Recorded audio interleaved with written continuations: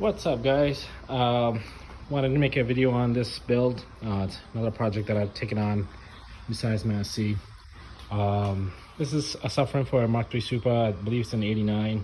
It's a turbo, and it's for one of my friends. It was rusted pretty bad, or surface rust.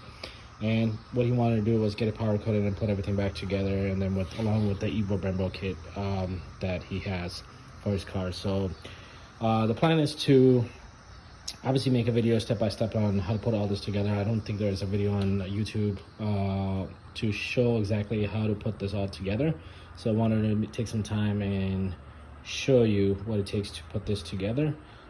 This was recently just powder coated. I picked it up last weekend.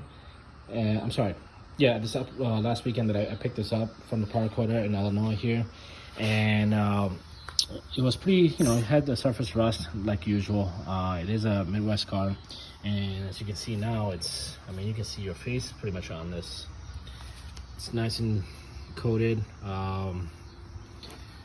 Both the lower control arms, suspension arms, and then obviously the subframe. I haven't taken the wrap out on the subframe yet. I want to first get the bushings out of the stock bushings out of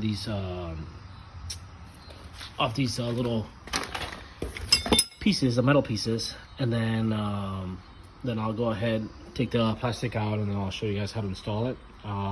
But first, what we're gonna do is take these out, these raw old bushings out, the factory bushings, and we're gonna be installing these new ones on it. I've done this on a previous build that I had, which was fun. Taking these out, I had to burn them completely and to get them out, but I'm gonna try to cut them this time. I do have a cutter, which I'll make a video on that and see how well it goes to cut those out, and then install these new ones.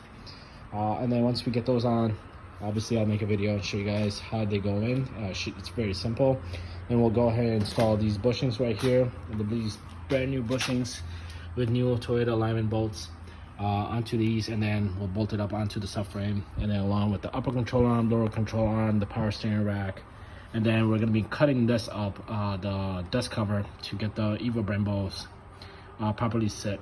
But in order to do that, first we have to also grind the caliper down a bit so they sit properly with the brackets. So stay tuned. I'll make videos on step by step of what we're doing with this build, so follow.